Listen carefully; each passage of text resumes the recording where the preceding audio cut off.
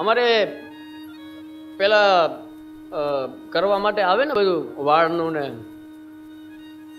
અમારે છે એક દરરોજ આપણે અમારે ત્યાં આવે. હવે કોઈ વાર એ ના આવ્યા, એનો છોકરો આવ્યો. હવે જે અમારા છે ને મનસુખભાઈ નામ, એ તો બરાબર બધું જાણે કે બાળકોનું કેવી રીતે હોય, કેવી રીતે ઘરે જ આવીને કરે. હવે એક વખત એનો કંઈક છોકરો કેવો આવ્યો, એ બિચારાને બહુ કંઈ ખબર ના પડે અને મને કંઈ વાર યાદ રહીએ નહીં. તો મેં તો એને નોર્મલી કહી દીધું, જેમ એના પપ્પાને કહેતો, ભાઈ તેલ નાખી દે. એણે વાળ બધું કરી લીધું. પછી મેં એને કહ્યું તેલ કરી દે, વાંધો નહીં. હા, એટલે મને કે મહારાજ શ્રી આજ તો શનિવાર છે, આજ થોડી તેલ ન ખાય. એટલે મને હસવું આવ્યું. પછી મેં કીધું બેટા જો અમારે છે ને, મેં કીધું શનિવારનું અમારે ના હોય. મેં કીધું એ જે હનુમાનજીનો ભક્ત હોય ને એને લાગુ પડે કે શનિવારે તેલ ના નાખાય. એ બધાને લાગુ નથી, પણ તમે એ વાત સમજો. મારું કહેવાનું એ જ છે. ઓલા બેન બધા વાર કરે એનો અર્થ નથી કાંઈ. તમે જેનું કરતા હોય એનું કરો. અને વૈષ્ણવ તો કદાચ બીજા કોઈ પાસે જઈને યાચના કરે કે કાંઈ પ્રાર્થના કરે કે માગે કે હાથ જોડીને ઊભો હોય ને, એ દેવતાને તમારી ઉપર હસવું આવતું હશે કે આ ક્યાંનું છોડીને ક્યાં આવ્યો. આ હાથી ઉપર સવારી કરવા વાળો આજ અહીં રોડ ઉપર રખડે છે. એને એમ થતું હશે એ બધા તમારી મસ્કરી કરે, કારણ કે એ પોતે અહીંયા માગવા આવે છે. એની પાસે તમે માગવા જાઓ એટલે એને એમ થાય ને, એને હસવું આવે. અને એને પણ વિચાર કરો તમે, હનુમાનજી પણ કોનામાં ધ્યાન દે પહેલા તો રેગ્યુલર એનો પોતાનો જે અનન્ય ભક્ત હોય ને હનુમાનજીનો, દર શનિવારે કંઈ ચૂકતો ના હોય, એનામાં પહેલા ધ્યાન દે, તમારામાં નહીં દે. એમાં પહેલા ધ્યાન દે. આ વસ્તુ, આ લોજિક તો બધા સમજો તમે. એમને તમે પુષ્ટિ સંપ્રદાયને કહો અનન્યતા, અન્યાશ્રય, પણ મારા વાલા આ બધું લોજિક છે, આ સત્ય વાસ્તવિકતા છે. આ સમજો તમે. જે કરો એ એકનું કરો, ભજન એકનું થાય તો કંઈક પરિણામ આવે. આ વસ્તુ સમજવાની જરૂર છે. દરેકને દરેક વસ્તુ લાગુ નથી પડતી. આપણને મેં એને કહ્યું બેટા મારે છે ને, મારે એકાદશી લાગુ પડે, મારે બીજું કાંઈ લાગુ ના પડે.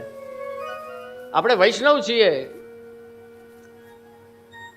પુષ્ટિ માર્ગમાં છીએ. શ્રી આચાર્ય ચરણે આપણને એ 24 એકાદશી અને 4 જયંતીની આજ્ઞા કરી છે, તો એ આપણને લાગુ પડે.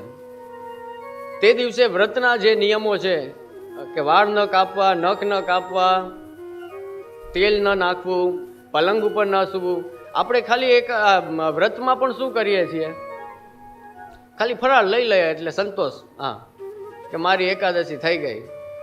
ખરેખર વ્રતના આ બધા નિયમો છે કે જમીન ઉપર સૂવાનું, તે દિવસે જપપાઠ વધારે કરવાના, તે દિવસે ભગવત નામ વધુ લેવાનું, કે એકાદશીના દિવસે અન્ન ઓછું લેવાનું. કારણ શું? કે અન્ન ન લેવું, કે અન્ન લઈએ ને આપણે તો આપણામાં રજો તમો ગુણની વૃદ્ધિ થાય. અનાજ છે ને, અનાજ વ્રતમાં શા માટે મનાય છે? કે રાજસ વૃત્તિ વધે છે આપણી અંદર, એ અનાજ પેટમાં જાય તો. જો તમે વિચાર કરો કે આટલી એક મુઠ્ઠી અનાજ હોય ને, આ ખેડૂતને ખ્યાલ હશે, એ ખાલી જમીનમાં વાવી દો તો ખાલી આટલી મુઠ્ઠી અનાજના દાણા છે, એ બિયારણ હોય, ખાલી આટલાક જ હોય. એ આટલા બિયારણને જમીનમાં વાવી દો, કેટલા બધા થઈ જાય ને, ઘણા બધા થઈ જાય ને. ખાલી આટલાક હોય તો પણ કેટલા બધા. એ અનાજનો ગુણ છે. હવે એ અનાજ જો આટલું જમીનમાં આટલું બધું થઈ જતું હોય, એ આપણા પેટમાં જાય તો શું બાકી રાખે? એ સંસાર વધારવાનો છે. એ અનાજ પેટમાં જઈને આપણો સંસાર વધારે. એટલા માટે આપણે ત્યાં વ્રતમાં એ પ્રોટોકોલ છે કે અનાજ ન ખાવું. અનાજ ન ખાય તો શું થાય? તો કે સંસારની વૃત્તિ આપણી ઘટે, સંસારમાં મન આપણું ઓછું જાય. અનાજ ન ખાવાથી ઊંઘ ઓછી આવે, ઊંઘ ઓછી આવે તો વધારે જગાય, વધારે જગાય તો વધારે ભગવત નામ લેવાય, વધારે જગાય તો વધારે એટલી કથા કીર્તન થાય. એની બદલે આપણી તો સ્થિતિ એવી છે મારા વાલા કે ફરાળ કરે ને તો સ્વાદને હિસાબે એટલું બધું ખાય કે આડે દિવસે ન ખાતો એટલું 11 ખાઈ લે. અને પછી એવું થાય કે ભગવત નામ તો સાઈડમાં રહી જાય, તબિયત બગડી જાય. પછી ડોક્ટરને ગોતતો હોય. કે હવે દવા લેવી પડશે, કંઈક ઔષધ લેવી પડશે, ત્યારે આ તબિયત પાછી સુધરે. એને વ્રત ન કહેવાય કે એને જાગરણ ન કહેવાય, એને ઉજાગરા કહેવાય.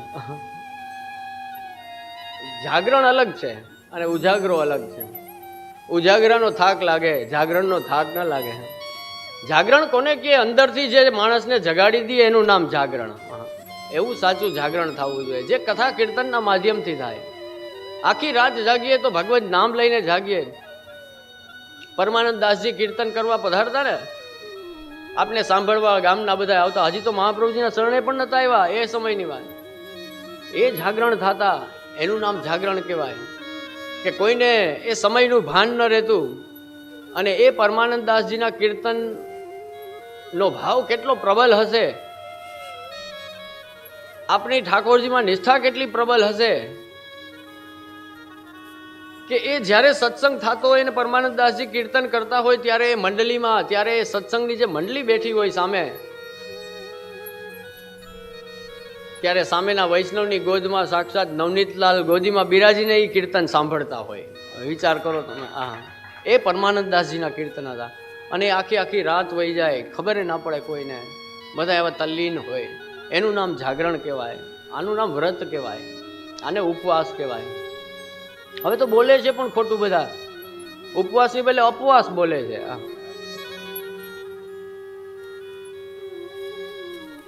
પાછું એ બહુ ભાર લાગી, અપવાસ કરવો પડશે તો હા કરવો પડશે.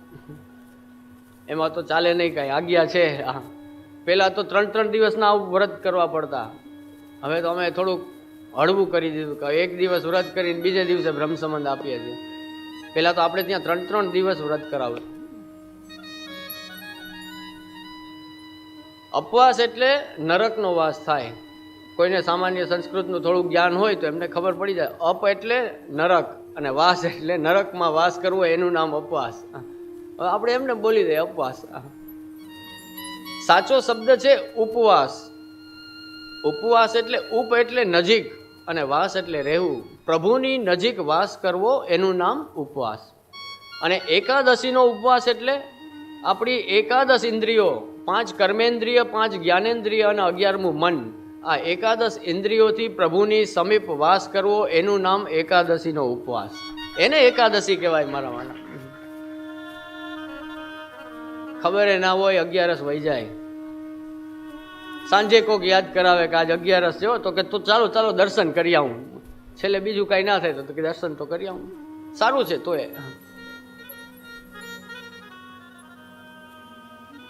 એટલે બધા દેવી દેવતાઓને સન્માન આપો. એક વૈષ્ણવ તરીકે આપણે પણ ભક્ત છે તો મહાદેવજી પણ પરમ ભગવત ભક્ત છે. આપણે ત્યાં તો ભાવના એવી છે કે મહાદેવજી સાથે આપણો મીઠો ઝઘડો છે. ઠાકોરજી જે વેણુ વેત્ર ધરે છે ને, મર્યાદા પુષ્ટિ ભાવમાં એની ભાવના એવી કરેલી છે કે વેત્ર છે એ બ્રહ્માજીનું સ્વરૂપ છે. ઠાકોરજી રાજભોગમાં વેણુ ને વેત્ર બે ધરે ને આરતી વખતે, વેત્ર છે એ બ્રહ્માજીનું સ્વરૂપ છે અને વેણુ છે ને એ મહાદેવજીનું સ્વરૂપ.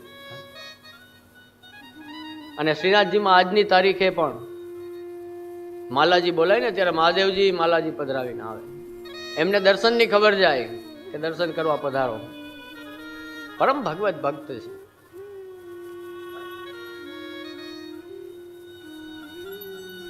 એટલે એમનું એ રીતે સન્માન કરો. અને ભજન કેવલ એકમાત્ર ગોવર્ધન ધરણનું પૂર્ણ આશ્રયથી,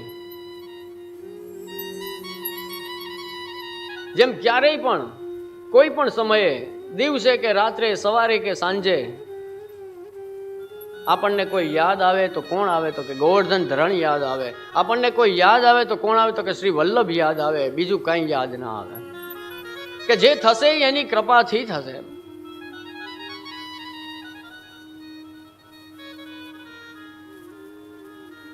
આપણા ભક્તોની ખુમારી એવી હતી, આપણા ભક્તોની નિષ્ઠા એવી હતી. એમાંથી આપણે શીખવાનું છે.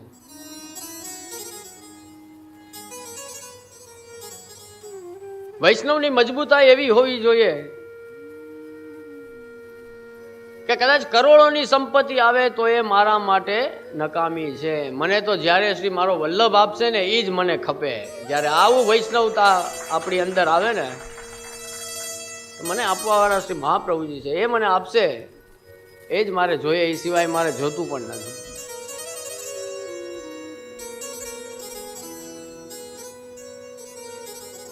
તો એ આશ્રય આપની કૃપાથી આપણો સિદ્ધ થાય, આ લાલચ દૂર થાય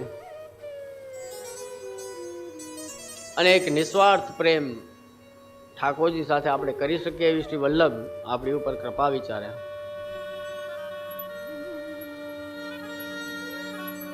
આગળ કહ્યું છે કે વલ્લભ નામ નૌકા વિના કહો કો ઉતર્યો પાર.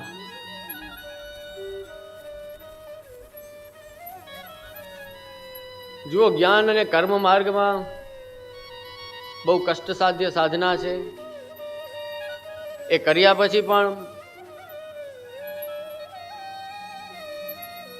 ભૂલોક, ભુવરલોક, સ્વર્ગલોક, મહરલોક, જનલોક અને તપલોક, આ 7 લોકની ઉર્ધ્વ ગતિ બતાવી છે જીવની. કે ધીમે ધીમે ધીમે કરીને જીવ જ્ઞાન માર્ગની કઠોર સાધના કરતા કરતા એ જીવ ધીરે ધીરે ધીરે ઉપર જાય છે અને છેલ્લે સત્યલોક કે બ્રહ્મલોક સુધી પહોંચે છે.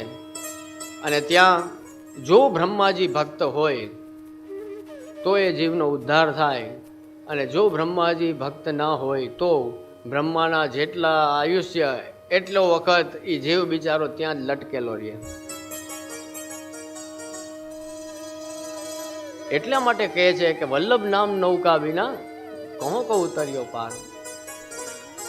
કાંયા તો ભવસાગર ને તરવું એટલે કેટલું સહેલું, તો કે જો એકલા તો બહુ અઘરું છે. ભગવાન કહે છે ને મારી માયાને તરવી બહુ મુશ્કેલ છે, આ સંસારને તરવો. પણ જો મારો અનન્ય છે, મારો શરણસ્થ છે, મારામાં મન લગાડેલું છે, તો એ તો આરામથી આ ભવસાગરને તરી જશે, આ સંસાર સાગરને તરી જશે. એના માટે સરળ કેટલું થઈ જાય કે જો શ્રી વલ્લભ ભેગા હોય, જો શ્રી વલ્લભની કૃપા આપણી ઉપર હોય, તો જેમ નાનકડું ખાબોચિયું હોય ને, ગાયનું વાછેડું, ગોવત્સ પદ એમ કહ્યું છે કે ગાયનું વાછેડું કેટલો નાનકડો પગ હોય એનો, એ પગ મૂકે અને એનો ખાડો પડે એમાં કેટલું થાય જલ, આટલું ભરાય ને. જો વલ્લભની કૃપા હોય તો આ વાછેડાના પગ જેટલો ખાડો હોય ને એમ આપણે આ ભવસાગરને તરી જાય, ટપી જાય, એટલું સરળ થઈ જાય છે, એટલું સહેલું થઈ જાય. એટલે કહ્યું કે વલ્લભ નામ નૌકા વિના કહો કો ઉતર્યો પાર. વલ્લભ નામની નૌકા એવી છે કે એમાં આનંદપૂર્વક પાર થઈ જાય. એટલા માટે જ આગળ આપ કહે છે કે એસે પ્રભુ ક્યો વિસારીએ ઝાંકી કૃપા અપાર. એમની કૃપા કેવી, ક્યાંય જવું પડે છે, બ્રહ્મ સંબંધ લ્યો એટલે સીધા ઠાકોરજી તમને કે લે ઘરે પધરાવી જા અને આનંદ કર. કોઈ માર્ગ એવો હોય કે જેમાં ભગવાનને જ તમારા ઘરે પધરાવી દે? નહીં તો એમ કે આવવું પડે ત્યાં, મઠમાં આવો, પીઠમાં આવો, મંદિરમાં આવો, આમ કરો, તેમ કરો, આટલી સાધના કરો, કોઈ સંન્યાસ લેવડાવે. પુષ્ટિ માર્ગની રીત એ છે, શ્રી મહાપ્રભુજી ગુસાઈજીથી લઈને આજે 17, 18 પેઢી વલ્લભકુળની થઈ ગઈ છે. કોઈ પણ વલ્લભકુળ હું અહીંયા એમનેમ દરેક માટે કહું છું હા કે આજે કોઈ પણ વૈષ્ણવ જઈને એમ વિનંતી કરે કે જે મારે બ્રહ્મસંબંધ છે અને મારે ઠાકોરજી પધરાવા છે, એટલે દરેક વલ્લભકુળ હૃદયથી પ્રસન્ન થશે કે વાહ આને ઠાકોરજી પધરાવા છે. શ્રી મહાપ્રભુજી શ્રી ગુસાઈજીથી લઈને આપણા પૂર્વાચાર્યોને લઈને અત્યાર સુધીના આચાર્યોમાં જો મારા વાલા રંચક પણ સ્વાર્થ હોત ને તો અમે તમને કોઈ દિવસ ઘરે સેવા કરવા દેત નહીં, ના પાડી દેત ચોખ્ખી. હા, અમે એમ જ કહેત કે હવેલીએ બિરાજે છે, અમારા ઠાકોરજી બિરાજે છે, એ કોણ છે એની કરો. પણ નહીં, દરેક વલ્લભકુળના આચાર્યો કેમાં રાજી થાય છે, કેમાં પ્રસન્ન થાય છે જ્યારે કોઈ આવીને એમ કહે છે કે મારે ઘરે ઠાકોરજી પધરાવા છે અને સેવા કરવી છે, એમાં રાજી થાય છે. અને બધા આજ્ઞા એ જ કરે છો કે ના ઘરે કરો, પછી તમારે સમય મળે ત્યારે કરજો અહીંયા આવીને.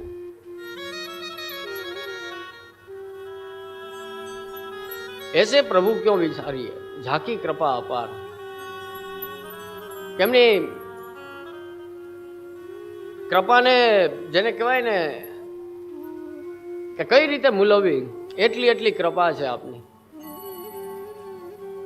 એટલે શ્રી હરિરાય મહાપ્રભુ કહે છે કે બીજું કાંઈ ન થાય, જીવ બીજું શું કરી શકે, દંડવત કરી શકે, નમન કરી શકે અને એના નામનું રટણ કરી શકે. ખાલી પલ પલ મેં રટતે રહો શ્રી વલ્લભ નામ ઉચ્ચાર. તો આપણે પણ એમનું રટણ કરીએ, કારણ કે મારા વાલા આ મનુષ્ય દેહ સૌથી પહેલી કૃપા તો એ થઈ આપણી ઉપર. હું ઘણા બધા વૈષ્ણવના મનોરથમાં ગામડામાં જાઉં ને, ત્યાં હસતો હું કે જો વૈષ્ણવો સામેથી ભેંસ આવતી હોય ને તો આપણે ભેંસ જેવા ન થઈ જવાય.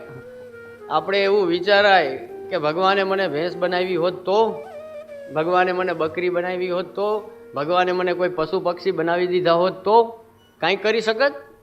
આપણાથી મારા વાલા કાંઈ ન થાત. આ મનુષ્ય દેહ પ્રાપ્ત થયો છે, આ તો અવસરરૂપ દેહ છે. આ તો ભગવાનની પ્રાપ્તિ કરવા માટેનો અવસર, મોકો આપણને ભગવાને આપ્યો છે કે તું માણસ થા. મનુષ્યને વિચારવાની શક્તિ આપી છે ભગવાને, અને એ વિચારને પાછો આચરણમાં મૂકી શકે એવું સામર્થ્ય પણ એને આપ્યું છે. તો આપ કહે છે કે આ અવસરરૂપ મનુષ્ય દેહને જાતો કર્મા, એને નિરર્થક ના થવા દે. આમાં તો જેટલું ગુણગાન વલ્લભનું થાય એટલું ગાઈ લ્યો, જેટલું નામ લેવાય જાય. કારણ કે કોઈ પશુ પક્ષી છે એ બિચારાને મનમાં થતું હશે કે હું પણ વલ્લભ સાખી ગાઉં, પણ એ ગાઈ શકે? આપણે ગાઈ શકીએ છીએ ને? કોઈ પશુ પક્ષીને ચાલો મનમાં એવો મનોરથ તો થતો હોય. આજનું વિજ્ઞાન કહે છે, આજનું સાયન્સ કહે છે કે દરેકને વિચારો તો આવતા હોય છે, પશુઓ અને પક્ષીઓને, પણ એમને વલ્લભ સાખી ગાવી હોય તો બકરી ગાઈ શકે, ભેંસ ગાઈ શકે? નહીં ગાઈ શકે મારા વાલા. એ સામર્થ્ય આપણું છે, આપણે ગાઈ શકશું, આપણે એના ગુણગાન કરી શકશું. આપણે જે મનોરથ કરીએ છીએ એને પાછો આચરણમાં મૂકી શકીએ છીએ. એવી શક્તિ માત્ર ને માત્ર માણસને જ ભગવાને આપી છે, મનુષ્યને જ આપી છે. તો એ અવસરનો આનંદ લ્યો, એ અવસરને વેડફવા ન દો કે આ બધામાં લૌકિક સંસારમાં, અન્યાશ્રયમાં, બીજા વિચારમાં આપણો સમય બગડી જાય, આપણી જિંદગી વેડફાઈ જાય અને આમને આમ કરતાં જીવન આખું વેડફાઈ જાય. એના કરતાં જેટલો પણ સમય, જેટલી વાર પણ મળે એ વલ્લભનું નામ લઈ લ્યો, પલ પલ મેં રટતે રહો. આ વલ્લભના ગુણગાન ગાઈ લઈએ. આપણે ત્યાં બહુ સરસ સુંદર એક ધોળ છે કે વલ્લભ ગુણ ગાવા રે ગાવા રે, અવસરિયા નહીં આવે આવા રે. આ મનુષ્ય દેહ પ્રાપ્ત થયો છે મારા વાલા, તો ગાઈ લ્યો, આનંદ કરી લ્યો. પાછો આવો મોકો મળે ના મળે એ બધું વલ્લભ જાણે છે, ઠાકોરજી જાણે છે. પણ અત્યારે તો આપણી સ્થિતિ આટલી સુંદર છે ને, અત્યારે આપણે મનુષ્ય દેહ છે, વૈષ્ણવના ઘરમાં આપણો જન્મ થયો છે, એ નંદનંદનની સેવા આપણને પ્રાપ્ત થઈ છે, શ્રી મહાપ્રભુજી ગુસાઈજી જેવા સામર્થ્યવાન ગુરુ આપણને મળ્યા છે. તો એ વલ્લભનું ગુણગાન કરીએ અને ઠાકોરજીને પ્રસન્ન કરીએ, વલ્લભનું ગુણગાન કરીએ અને શ્રી હરિરાય મહાપ્રભુને પ્રસન્ન કરીએ. તો આવો બે ઘડી એનો આનંદ લઈએ, એ ધોળનો. આપ લોકો પણ ગાજો.